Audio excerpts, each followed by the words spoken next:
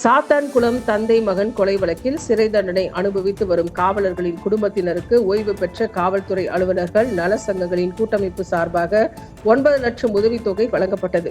சிறை தண்டனை அனுபவித்து வரும் காவலர்களின் குடும்பத்தினரின் குழந்தைகளுக்கு பள்ளிகளில் சீட் கிடைப்பதில்லை. பள்ளிகளில் அவர்களது குழந்தைகளை பிரித்து பார்க்கும் மனநிலையால் குழந்தைகள் மன உளைச்சலுக்கு ஆளாகின்றனர்.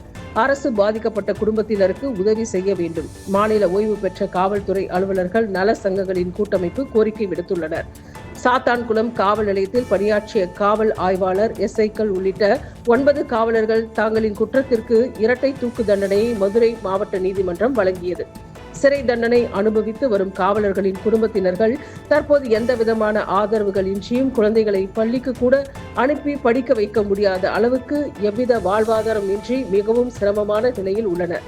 இவர்களது குழந்தைகளின் கல்விக்கு உதவும் வகையில் மாநில ஓய்வு பெற்ற காவல்துறை அலுவலர்கள் நல சங்கங்களின் கூட்டமைப்பு சார்பாக மதுரையில் நடைபெற்ற விழாவில் சிறை தண்டனை பெற்ற காவலர்களின் குடும்பத்தினருக்கு கல்வி உதவித்தொகை உள்ளிட்ட பொருளாதார உதவி வழங்கினர். ஒவ்வொரு குடும்பத்திற்கும் தலா 1 லட்சம் ரூபாய் நிதி உதவி வழங்கினர். அதனைத் தொடர்ந்து மாநில ஓய்வு பெற்ற காவல்துறை அலுவலர்கள் நல சங்கங்களின் கூட்டமைப்பின் பொதுச் செயலாளர் களியமூர்த்தி தெரிவிக்கையில், சாத்தான்குளம் கொலை வழக்கு தொடர்பாக கைது செய்யப்பட்டு சிறையில் உள்ள காவலர்களின் குடும்பத்தினர் பொருளாதார ரீதியாகவும் கல்வி ரீதியாகவும் மிகுந்த சிரமத்தை சந்தித்து வருகின்றனர் என்றும் அவர்களுக்கு உதவ வேண்டும் என்ற அடிப்படையில் ஓய்வு பெற்ற காவல்துறையினர் சார்பில் உதவித்தொகை வழங்கப்பட்டுள்ளது. தீர்ப்பு குறித்து நாங்கள் எதுவும் பேச முன்வரவில்லை. ஆனால் தண்டனை பெற்றுள்ள காவலர்களின் குடும்பத்தினர் மிகுந்த பாதிப்புக்கு உள்ளாகி உள்ளனர். அவர்களது குடும்பங்களை சார்ந்த பிள்ளைகள் படிக்க முடியாத சூழலுக்கு தள்ளப்பட்டுள்ளார்கள். அவர்களை பள்ளியிலேயே பிரித்து பார்க்கக்கூடிய அளவிற்கு சாத்தான்குளம் என்ற பெயரில் அழைக்கின்றார்கள். இதனால் குழந்தைகள் மன உளைச்சலை சந்திக்கின்றனர். எத்தனையோ வழக்குகளை பார்த்த நிலையில் இந்த வழக்கில் சிறையில் உள்ள காவலரின் குடும்பத்தினர்கள் மிகுந்த பாதிப்புக்கு உள்ளாகி உள்ளனர். எனவே அரசும் காவல்துறையினரும் பொதுமக்களும் அவர்களது குடும்பத்தினருக்கு உதவி செய்ய முன்வர வேண்டும் என தெரிவித்துள்ளனர்.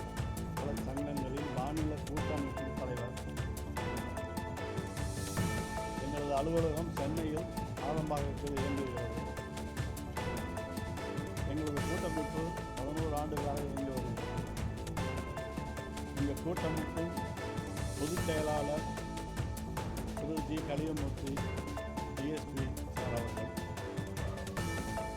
எங்கள் கூட்டமைப்பின் மாநில வைஸ் பிரசிடென்ட் திரு ராமமூர்த்தி மற்றும் தருமபுரியிலிருந்து டிஎஸ்பி சார் அவர்கள், எல்லா மாவட்டத்திலிருந்தும் தஞ்சாவூர், மயிலாடுதுறை, திருவாரூர், சிவகங்கை, கன்னியாகுமரி, ஈரோடு, திருவண்ணாமலை, திருவள்ளூர், சென்னை ஆகிய மாவட்டங்களிலிருந்து மாவட்ட பிரதிநிதிகளும் மற்ற மாவட்டங்களில் உறுப்பினர்களும் வந்திருக்கிறார்கள். இது எங்களுக்கு ஒரு சந்தோஷமான நிகழ்வாக நாங்கள் கருதவில்லை. சாத்தான்குளம் காவல் கஸ்டோடியல் சம்பந்தப்பட்டதாக 9 காவல் அதிகாரிகளுக்கு தண்டனை விதிக்கப்பட்டுள்ளது. அவர்கள் கைது செய்யப்பட்ட நாளிலிருந்து அவர்கள் சிறையில் இருக்கிறார்கள். அந்த தண்டனை வழக்கு பற்றி நாங்கள் டிஸ்கஸ் பண்ண வரல.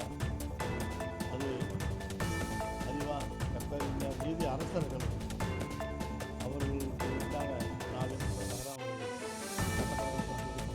இந்த மக்களுடைய 9 பேர் குடும்பத்தில் உள்ள குழந்தைகள் 5-6 வருடங்களாக அவங்களுக்கு படிப்பு போட முடியாத அளவுக்கு தள்ளப்பட்டிருக்கிறார்கள்.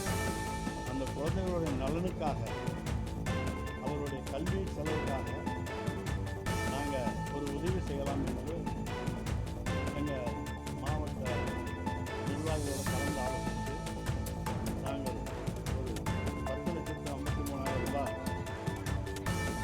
சேகரித்திருக்கிறோம். அதை உங்கள் பத்திரிகை ஆசிரியர்கள், பத்திரிகை நிருபர்கள் முன்னாடி நீங்கள் கொடுக்கலாம் என்று நாங்கள் உங்களையும் அழைத்தோம். நீங்கள் வந்ததுக்கு ரொம்ப ரொம்ப நன்றி. மற்றபடி அவர்களுக்கு எங்களுடைய பொதுச் செயலாளர் பேசுவார்.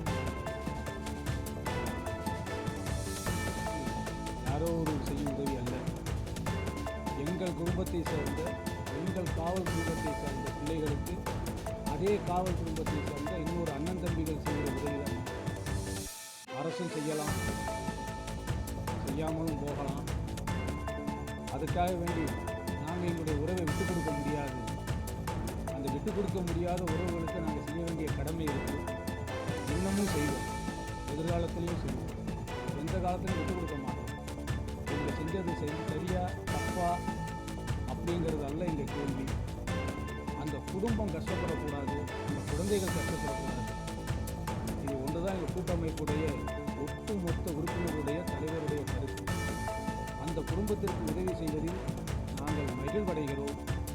அதே சமயத்தில் எங்கள் பொருளாளர் சொன்னது மாதிரி, கொள்கை பரப்பு செயலாளர் சொன்னது மாதிரி, எதிர்காலத்திலும் ஒவ்வொரு வருடமும் செய்ய முடியுமா என்பதையும் எங்களுடைய கூட்டமைப்பு சேர்ந்து முடிவு